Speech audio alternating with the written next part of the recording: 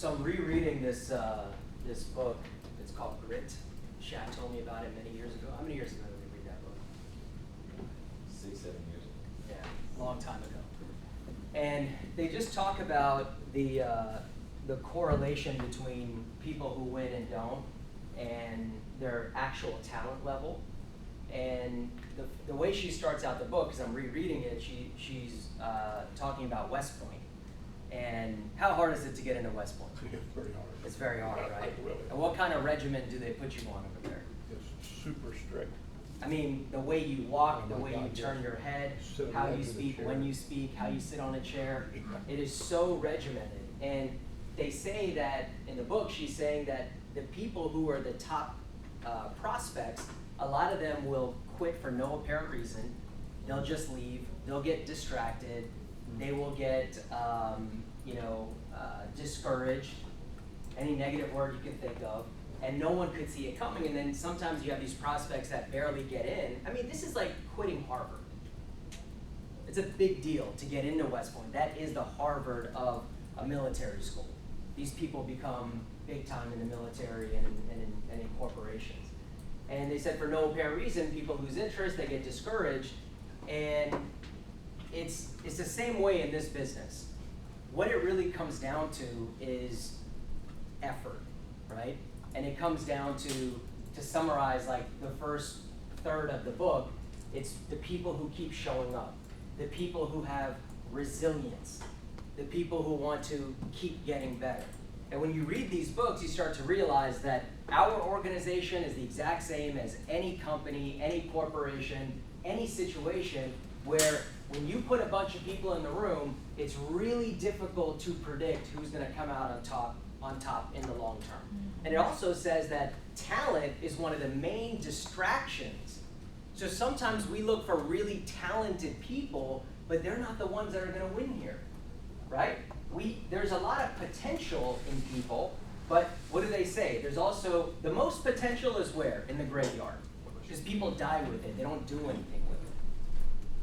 So it's good in a full-timers meeting to talk about when you start in this business, or if you've been in this business for a short period of time or a long period of time, you have to be prepared for challenges. But here's the good news. Stress and challenges increase capacity. You need to increase your capacity. Your capacity for issues, your capacities for problems, your capacity for money problems, your capacity for money shortages, when you're short on money. That's your capacity.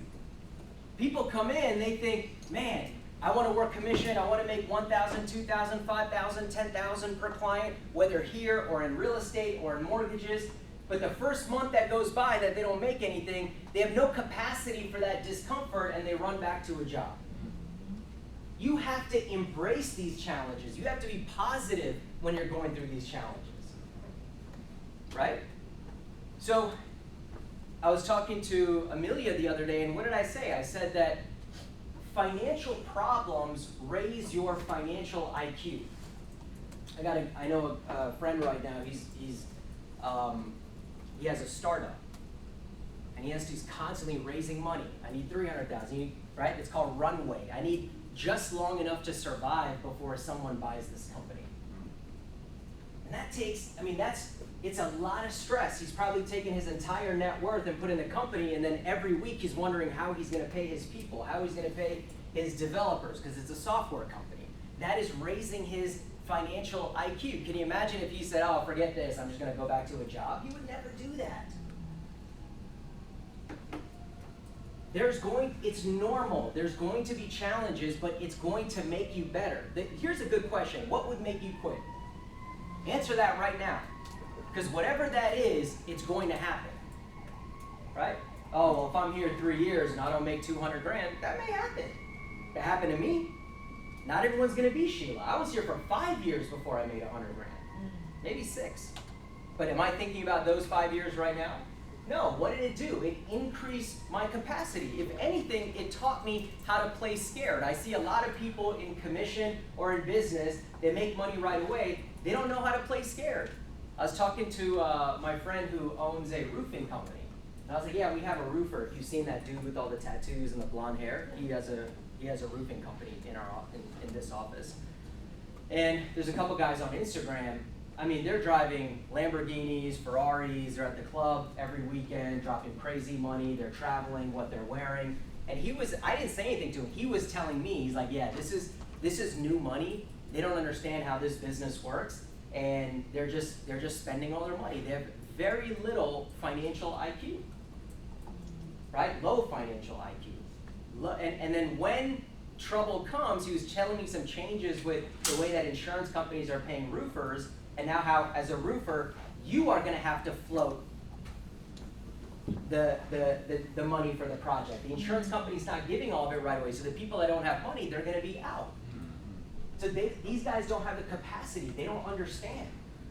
Everyone in business is going through this. That is why 9 out of 10 businesses fail.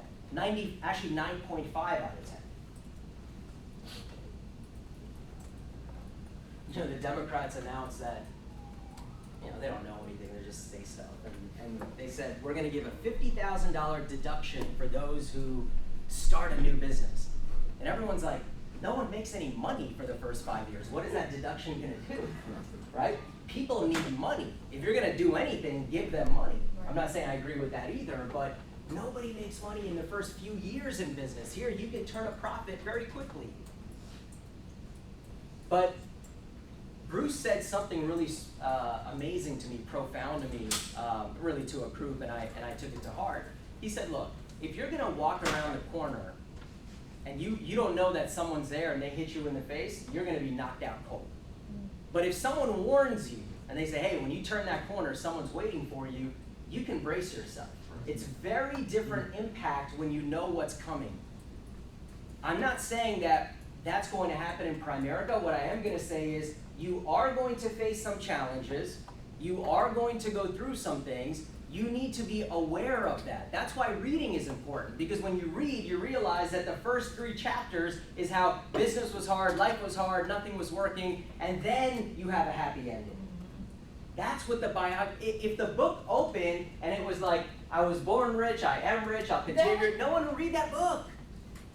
We read it because we want to see people's ascent, to go from nothing into something. We want to read about their struggles, but you can't expect for you to come in here and you have absolutely no struggles, and then you're right, like you're gonna come in, you're gonna do it part-time, you'll save just enough money to go full-time, then you'll perfectly transition when you have a team. That's not going to happen, man. I've never seen anybody do it like that. And yes, there's people that you can look at parts of their business and they're doing very, very well, but then there's other parts of their business that they want to improve, including mine. So we got to be the type of people, man, that are soldiers. Like when we go through battle, we're not going to quit. We're not going to run away. We're not going to turn back. That's what this thing is about. It's not about talent. Talent without effort is not going to do anything for you. People have to put in effort. They have to be resilient. They have to, Bill Whittle talks about the bounce back factor. It's okay that you fall down, but how soon do you come back up? He learned from Nick Saban. You know, Bill Whittle, if you listen to any of his audios, I know that Xander posts a lot of them. He's from Baton Rouge. What team is in Baton Rouge? LSU, right? Nick Saban used to be a coach there. He kind of knew Nick Saban. He used to read his books. Nick Saban had a rule. He said, you have 24 hours to sulk and 24 hours to celebrate. Right? So we're all human. Something happens, you got 24 hours. I think in our business, it's not like we're losing the championship. It's like someone quit, client said no. We don't need 24 hours. Right. But if you need 24 hours, take your 24 hours to cry about it. I've had many setbacks in this business. 24 hours. Same thing with celebrating. You see that. Someone has a big month, they make 10 grand, or they make some huge commission, or they hit some big premium number, and then the next 3 months they underperform, so it all averages out to who they normally are. You can't celebrate for, right? You have a birthday, it's a birthday, not a birthday month. That's what people say, right? It's my birthday month. What are you talking about? I sent a post to Shaq the other day from Hormozy, who, man, more and more, this guy is just on point. He's like a Primerica guy, business. Like, I think of him like a Primerica guy. And he just posts this random stuff that is always in my head, and of course, he's worth $100 million, and he said, I've never met a serious person that convinced me that their birthday was important. And people are out there having birthday months, and they're broke. So you have 24 hours to be down, you have 24 hours to be up. You gotta bounce back. That is the quality of someone who is a winner. I want to transition into something else as I look at these numbers.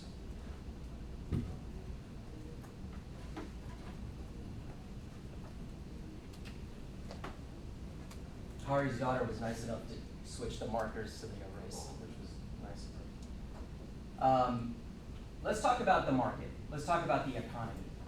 Okay? The economy, and the economy is not the stock market, but there are correlations, obviously, because our economy is so huge. If you don't know, we have states like California. California's economy is bigger than most countries. So you think about America as a whole, we are a straight up powerhouse. And so the economy, and then when we say the market, we mean the stock market, obviously there are correlations, okay? So how does the market go up? Why does the market go up? What drives the market? So really, we want returns.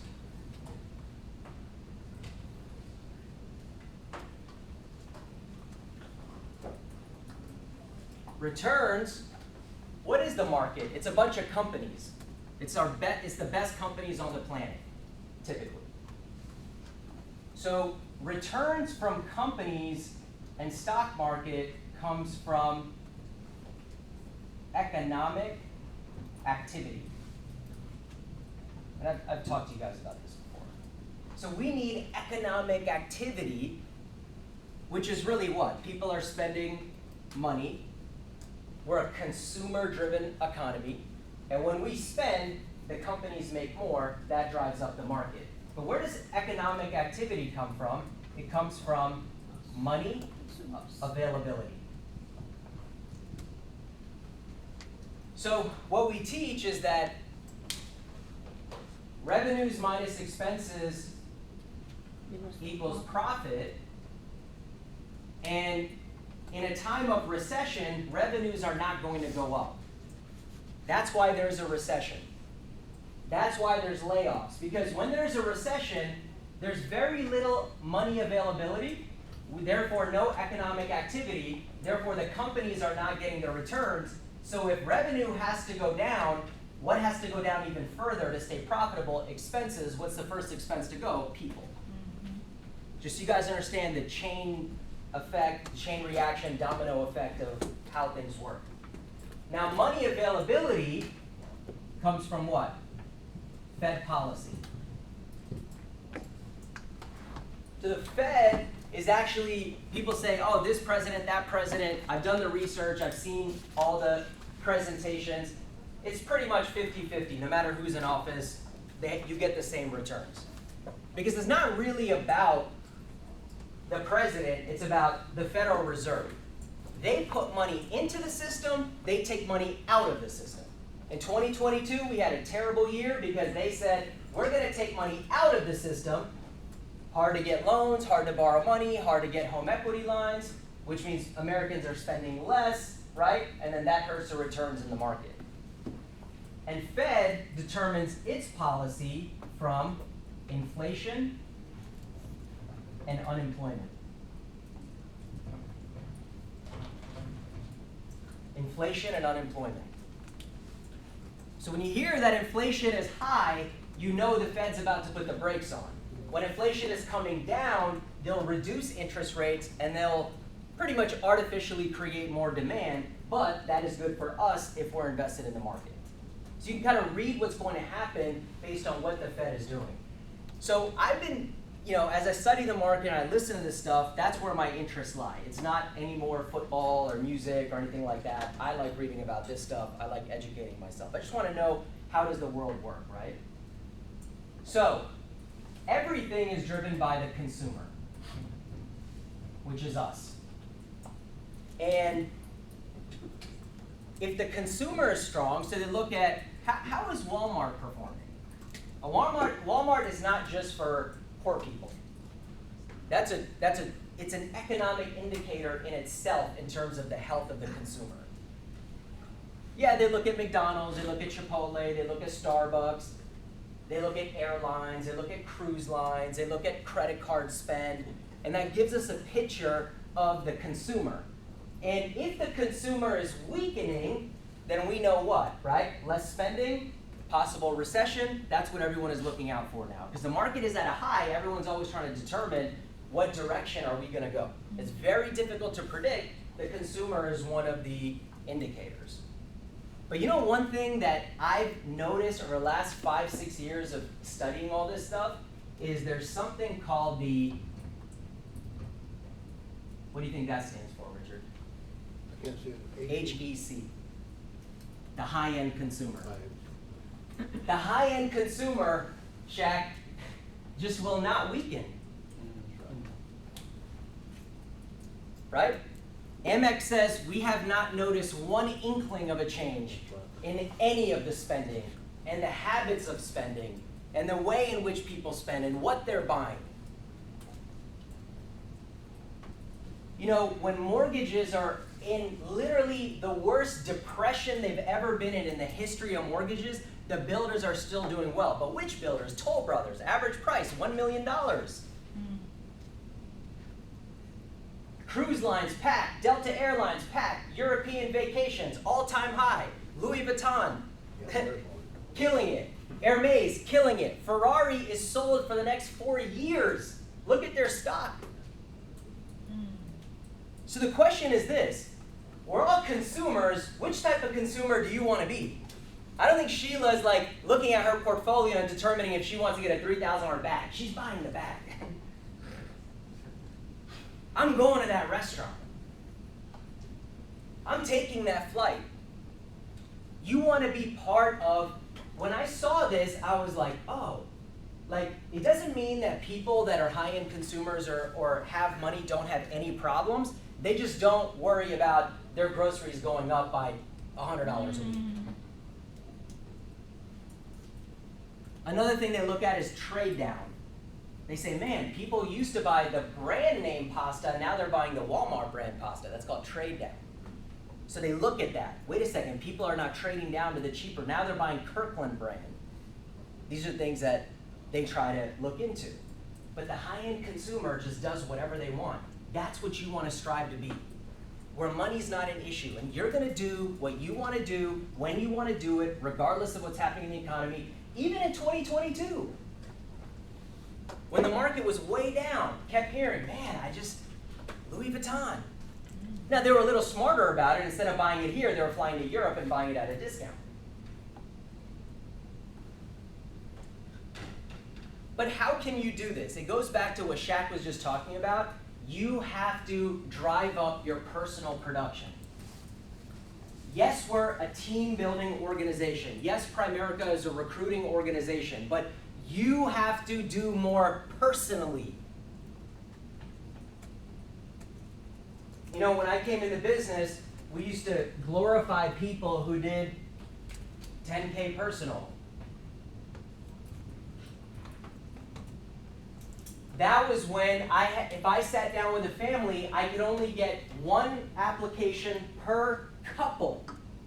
Now, Primerica did away with that product, and we get an application on each the husband and the wife. Theoretically, that should have doubled our production. So now it's easier to get 10K because the most you could get in one appointment was 1,500. Now you can get 3,000. We should not be glorifying these numbers. It is your job to do 10K if you are trying to keep yourself in business while you're building a business. I don't care how young you are. I don't care how new you are. It's only 4 or 5 good appointments in a month which is your job to find, and you can do these types of numbers. And when you do that, you will start making, depending on your contract, $4,000 or $5,000 a month. If you have a securities license, you will make $7,000, $8,000 a month. Even if you're all by yourself, you build a team, you find other people to do that, you're going to start making $20,000 a month. You are now a high-end consumer. Now these little things don't matter anymore, right? Shaq talks about decisions. Well, imagine how much is on my mind when I have $400 in my account. Every single thing I do, I got to think about money. That's a lot of decisions.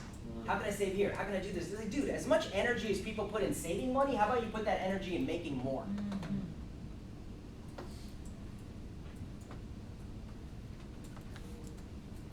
And by the way, I was reading this the other day, and someone was in the book. He was saying, yeah, a lot of people say, oh, well, I'm not interested in all that stuff. I'm not interested in those cars. I'm not interested in those trips. I'm not interested in going to those places. I'm not interested in driving those cars. Have you ever driven the car? Have you ever driven a Lambo? All right, then don't tell me that you don't want to drive a Lambo. Have you ever sit in first class? Not business. First. There's a difference.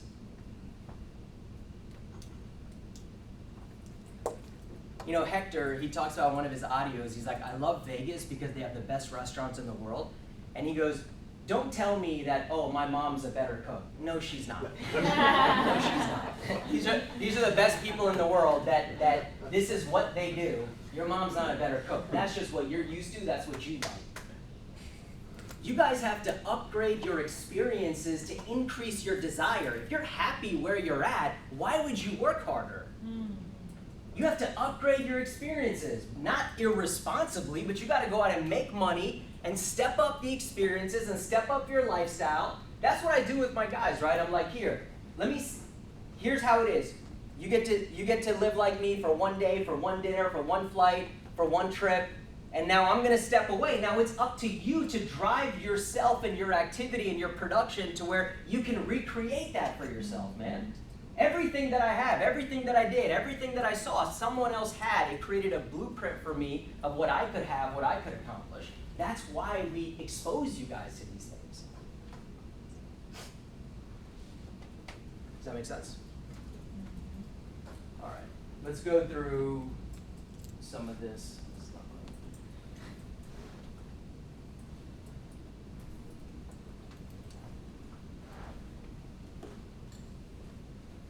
All right, ways to find money in the appointment.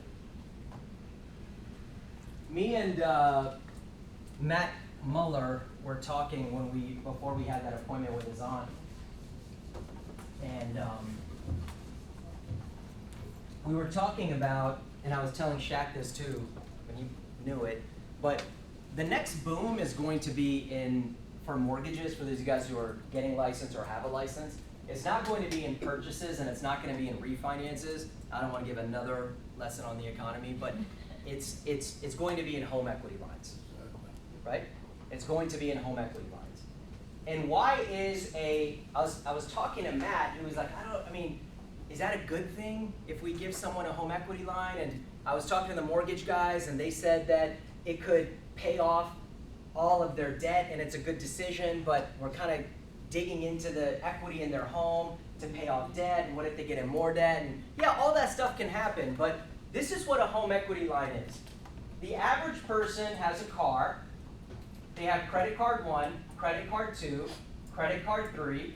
What other debt do people have? Student loans. What else? Mortgage, personal Okay, I'll even say car 1, car 2, personal loan, right? Now, the car, especially if you've got one recently, is at 7%. Credit cards are an all-time high. I'll say 20%, 20%, 20%, right? The second car, maybe you got lucky, is at 6%. And then a personal loan is also very high. It's at 15%. Now, the total output for this debt on a monthly basis is, let's say, $3,100 a month. And your average weighted interest rate, depending on the balances, let's say, is 16%. Right? So someone has an output of $3,100 a month, 16% interest, very high interest, very high monthly obligation. What a home equity line does, it says, okay, your home is worth $600,000, you owe $300,000, okay? And let's say that this is $80,000 in debt. That should be more, right? Let's say this is $120,000 in debt that you have. Let's increase your loan amount to $420,000, okay, by way of a home equity. I know it's a separate like a separate debt, but so we take the 120 out of the home, so now you owe 420 out of the $600,000 value. And what we're going to do is we're going to take that 120 and we're going to pay all of this off. And your new payment, instead of $3,100, is going to be $900 a month. And by the way, the interest rate is 7%. Brought the interest down, brought the payment way down, and now this $900 a month, because it's collateral against the home, that $900 a month becomes tax deductible. Whereas when you have regular consumer debt, it's not tax deductible. The interest on your home, on your car is not tax deductible. The interest on your credit cards are not tax deductible. So we took a non-deductible $3,100 and we turned it into a deductible $900. But the other thing that it did was, imagine if you sat down with somebody, how much money are we saving them? $1,200, right? We're saving them now. $2,200. I'm sorry. $2,200 a month. You have now found $2,200 in their budget. What could you do for a client, Tia, if you had an extra $2,200 to work with? You think they're going to be crying about paying $200 a month for insurance? No. No. You did your job in terms of finding money. That's part of what we do. Yes, there's a lot of families out there where you can sit down with them and off the bat they can invest, they can start all the accounts, they can do all these different things. We'll talk about that. But this is one tool where you are 100% going to find a lot of money in people's budget, and then you can apply that towards college savings and Roth IRAs and life insurance policies. So let's talk about the other ways.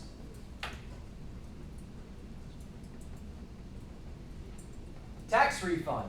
So for those of you guys who are a little bit newer, in the financial world, we don't view tax refunds as this awesome thing. We view it kind of like a scam.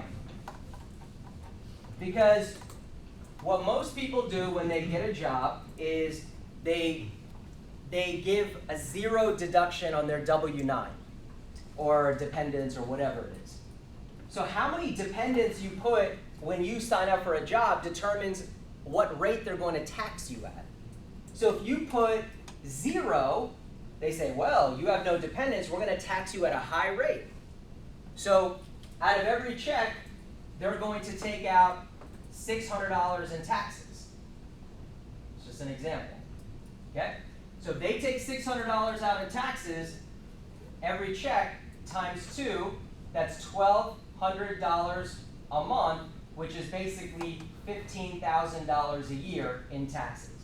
Now, when you get a tax return, let's say you get half of that back, you just got a $7,500 tax return, and people are happy about that. Why are people happy about a tax refund? Because for those people who don't save money and they're not on an automatic spending plan and they have no financial plan and they have no financial advisor, it's the only time of year, sorry, I realize this is basically invisible, right? Is the only time of year that they have. Once a year is black light, you can see them. Oh my God. Just turn the lights off. How about that? Oh my God. So if they have $7,500, if they have $7,500, that's the only time of year that they actually see any money in their account. And people have crazy returns. They're like, hey, do you get a tax refund? Yeah, I get like 12 grand every year.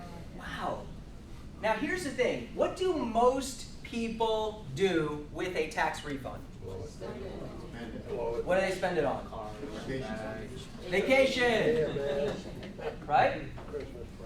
Once in a while, someone implies that they do something productive with it, but for the most part, they blow it. So what we tell people is, hey, you know that why are they giving the money back to you? Shaq always said this. He goes, people think that tax refund is free money, that I'm just getting money from air. Right? Now look, sometimes there's child tax credits and things like that where someone will get that type of money back. But in terms of like middle America, what's happening is you are being overtaxed. The government is taking, because of what you told them, they're taking $600 extra a month starting in January. They take it January, February, March, April, May, all the way throughout the year. And then when you decide to file your tax return next April, they have now had your $7,000 for over a year, and they give you back exactly what they took. Now the question is this. You gave the government an interest-free loan. They borrowed your money, your $7,000 for an entire year. But if you turn around and you go to the government and you say, hey, can I have $7,000 on a loan? Are they going to give it to you for free? No, you got to pay interest. So it's really hard to win the money game when you're lending your money out at zero and you're borrowing money at high rates. You want to learn that. I learned that. I say it to people. You want to say that too. It's very hard to win the money game if you're lending your money out at zero and then you're borrowing money at high interest rates, which is what most people are doing. So maybe we can increase those deductions on your W-9 so that you can get more money in your check, and then I can take, maybe not all, I don't want to zero out because I also don't want you to owe, right? But can we take a portion of that? Can we get back of the 600? Can we get maybe 400 of that? And now we have 400 to play with. In a couple weeks, you are going to start seeing an extra $200 in your paycheck. That's $400 a month. Now we can achieve some of your goals. This is how you can add value. That's one way to find money. So sometimes when you guys are calling referrals, when you're setting appointments, oh, I heard about what you guys do. I'm just letting you know my budget's tight. I don't have a lot of money. I don't think I have right now enough disposable income to invest or start anything new. That's okay. We're gonna take a look at everything, and it'll be great training for us. But what we're trying to say is we're gonna help you find money in your situation. Next is the debt stacker. Okay, this is really good. As a financial person, it's good to understand this. So I showed that people have 2 cars and they have 4 credit cards. And they owe on all of this. And they want to accelerate their debt. So what they do is they say, okay, I have debt number 1, 2, 3, 4, 5. So here's what I'll do. So I can pay this stuff off faster, I'm going to add $100 to the minimum payment. And it's good. It shows motivation, right?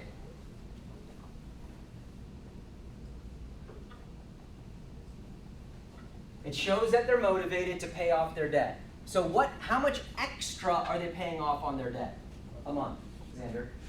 500. So now we know they have the capacity to put $500 towards their debt. But what have we learned through Primerica, Dave Ramsey, a lot of other people, is that actually, if you take the entire $500, in this case $861, if you take the entire $861, right? If you say, all right, I am going to take all 500 and I'm going to attack debt number 1 and only pay the minimums on the other, this is called the debt snowball. Right? So instead of spreading out the increase equally throughout everything, let's take what you're overpaying and let's stack it all onto one. Then when that gets paid off, we will take that entire payment and now we're going to attack the other one. Then we'll take that entire payment and we'll pay off the other one. And then you can see that that attack number gets bigger and bigger as you start to pay off the various debts. Now our software will figure out which one is the most appropriate to pay off first. Really the software does all of this for you. I'm just telling you the mechanics of it. But here's what's cool, right? if we show them, hey, if you take all 500 and you put it towards, in the order that we tell you to pay it off, you're going to pay it off 10 years early, and you're going to save $100,000 in interest, and people get really excited. But here's something else that I do. I say, check this out. Right now, the way you are doing it, the computer is saying that you're going to be in debt until 2048, using $500. What if I showed you how to do it with $300, right? And it'll get you out of debt in 2032. Now, because my system is so efficient, I can show you how to get out of debt faster using less money. How much money did I just find? 200. Now you can have life insurance. Any questions about that? Can someone do a training on FNA, that whole thing? Like, Yeah. is that a Yeah, good observation. This is in the financial needs analysis software. It's not in our presentation, it's in Primerica's POL. That's why you should always do your own right away, just to get acclimated to Good point. stuff that. So when you start, you should do your own financial needs analysis, and then you'll learn how you can acclimate yourself with the software. Okay. Next is the 401k. So how do we find money with the 401k? When it comes to retirement, now I don't want to divert money from 401k to life insurance, right? Because if they're saving money, we want them to continue saving money to get ahead financially, right? But let's say that someone has a job at Accenture, and their company is matching 5%. So the match is 5%. Ideally, what you want is you want to put in 5%. So whatever the company's matching, you're getting that entire amount. Sometimes what happens is people are putting in 10%. So they're over contributing in the 401k. Again, not bad, but let's see what we can do with this. So you are making $100,000 a year. You are putting 10K in your 401k, and they're matching you with 5K because they're only willing to match 5% of your income. But you're putting in 10% of your income. Now, you should have, the 401k is what? Tax deferred, which means that this is going to be eventually a taxable account. I want you to go into a tax-free account, which is a Roth IRA. So what we tell our clients is if you can bring your contribution down from 10 to 5%, now that leaves you with $5,000 a year that is no longer going into the 401k. We can now divert that money into a Roth IRA. So it's still going in retirement, but it's a better type of retirement account because it's tax-free. So we're reducing contribution from tax deferred, and we're going into tax-free. Any questions about that?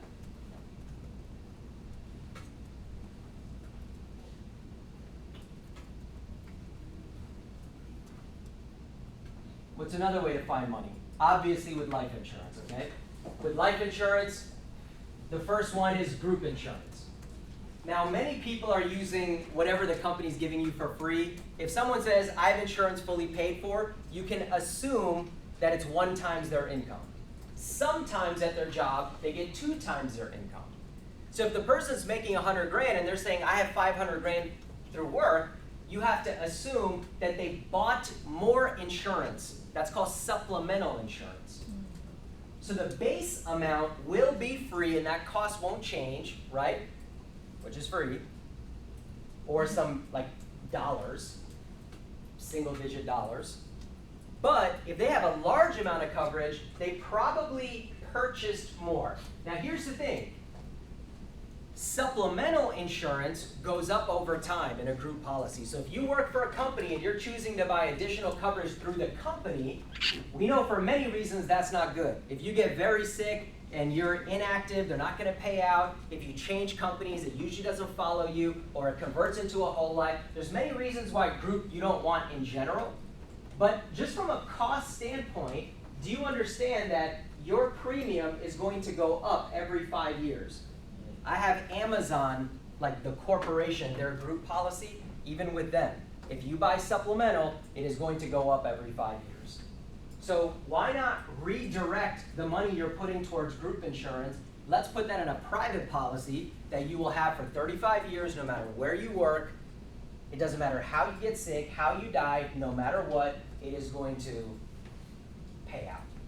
What makes more sense? So we can, right? So we can transfer money from that. And then of course we have, when people have whole life, this is like the easiest way to find money. You know, this guy had a quote, he was 35, he was paying for $855,000 of coverage, let's call that $1 million. He was paying 10 grand a year.